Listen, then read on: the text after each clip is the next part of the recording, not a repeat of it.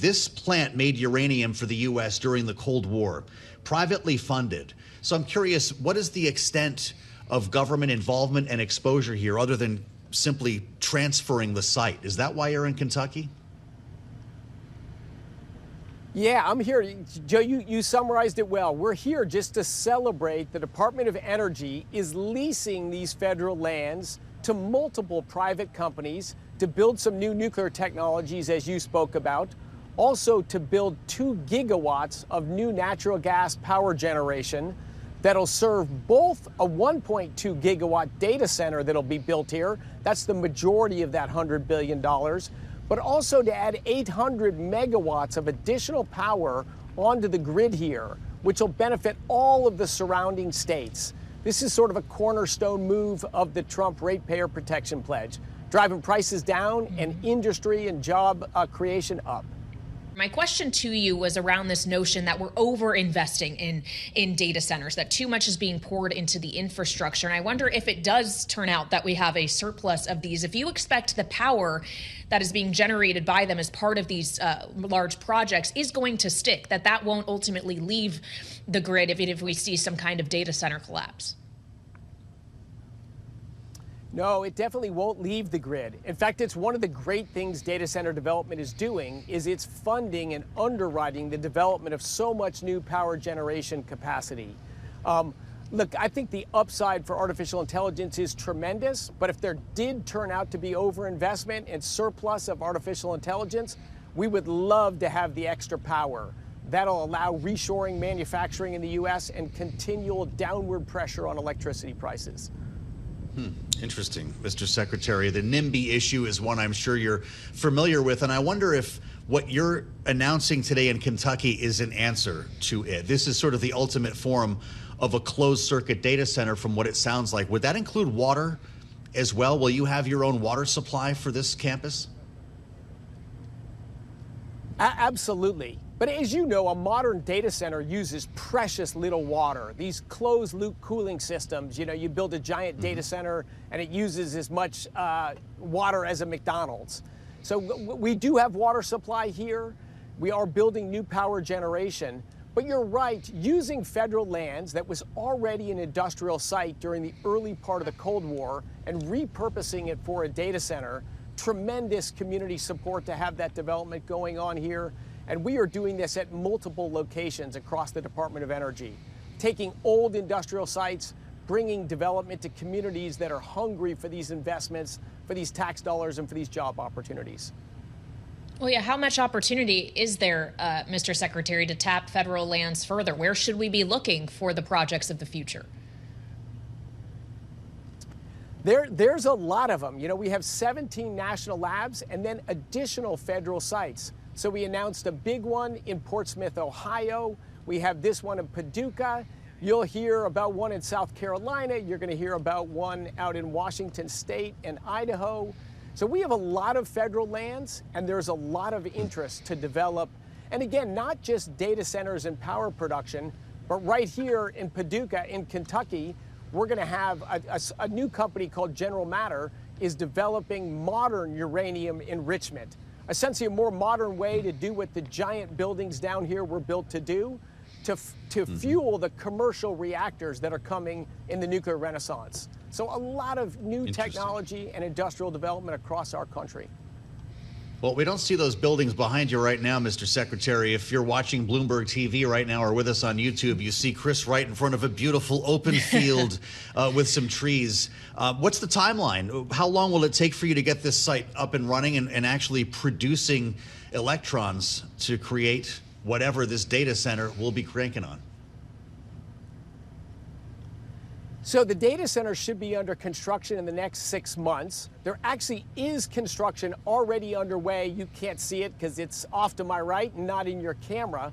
There's already 100 acres under intense development right now to build new uranium enrichment capabilities.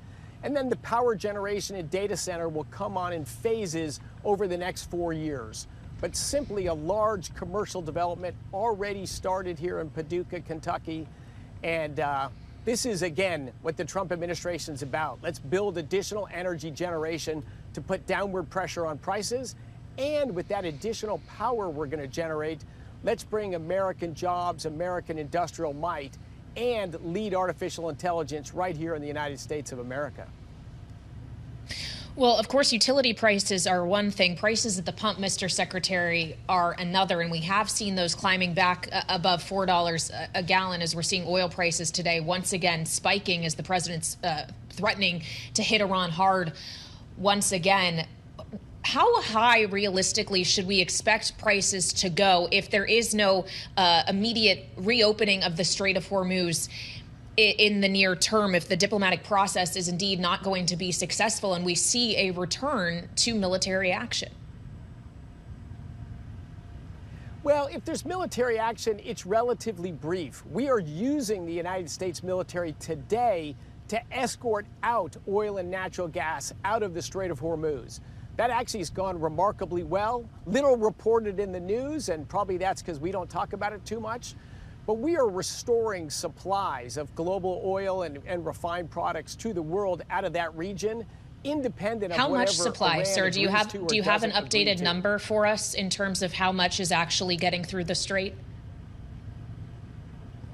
So a 7-day trailing average right now out of the Arabian Gulf region is 13 million barrels a day. About half of that flowing through the Strait and half of that through bypass pipelines. So we're about 2/3 of the delivery of oil out of the Arabian Gulf region as we were before the conflict started. That's really great information, Mr. Secretary. And I wonder your thoughts on what is now the involvement of Houthi rebels from Yemen creating a potential second choke point, as we've discussed, in the Red Sea. This is something that Saudi Arabia had already tried to pipeline around with regard to the Strait of Hormuz.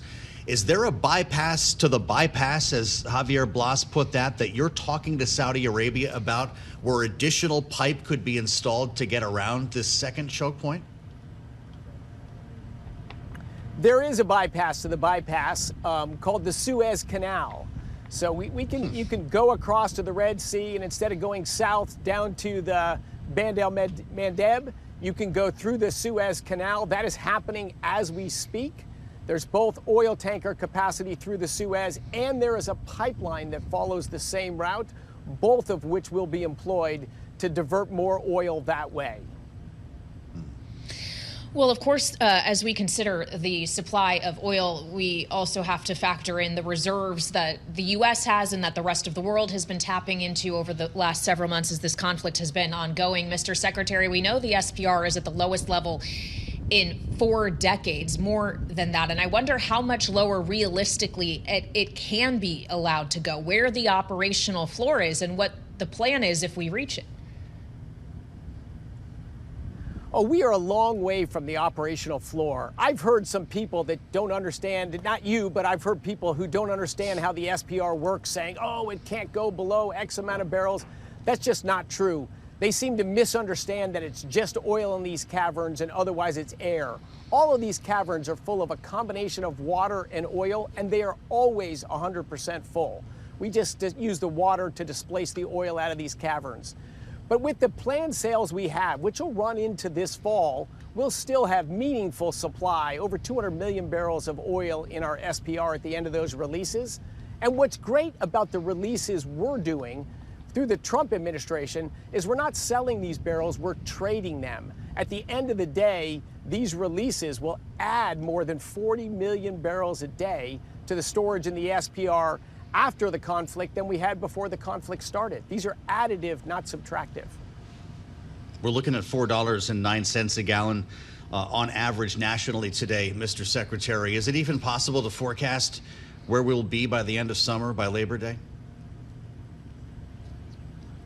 It's not possible to forecast, but look, all I can say is gasoline prices today are $1 a gallon cheaper than they were 4 years ago in the Biden administration. That was just about a war on fossil fuels and selling fear. Here we are ending Iran's nuclear ambitions, ending a 47-year conflict. Well, it had to do with the war in Ukraine as well, and we right? still have gasoline prices. That didn't interrupt the flow of oil. It was just the fear of the interruption of the flow of oil. The Biden administration feared that Russia would slow their exports of oil or refined diesel, and the Russians did not reduce their exports. Just fear and bad management. They drained the SPR and they sold those barrels and didn't replace them. So misunderstanding energy and selling fear has not been effective. The Trump administration's about being honest, about being fact-based, about solving our geopolitical problems and balancing our energy markets.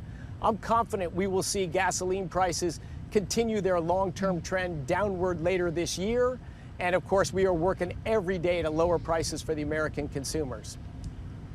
Well, you mentioned there, Mr. Secretary, finally, the question of Russian diesel, which now is not being exported because so many refineries have been targeted by Ukrainian drone strikes. I understand that for most gas that consumers are seeing at the pump, it may be one thing and you may expect prices to go lower. But is the same to be said for diesel, which also powers a lot of our economy? No, you're right. Ukraine's attacks on Russian refineries have reduced the supply of diesel globally. It's reflected in prices. The best offset we have to that is the American refining complex. We are refining today more diesel, more gasoline, more jet fuel than ever in American history. America has been the savior for world energy markets during this crisis and will continue to do so. But yes, of course, we want to see diesel prices come down, increasing the throughput from the American refineries, something the EPA and the Trump administration is working with our refiners to just, again, move towards more common sense regulations on how refineries operate. That's allowing increased output. But to truly get diesel prices down low again, that'll take another year or so of President Trump's leadership. But the trajectory will be downward with diesel prices, downward with gasoline prices.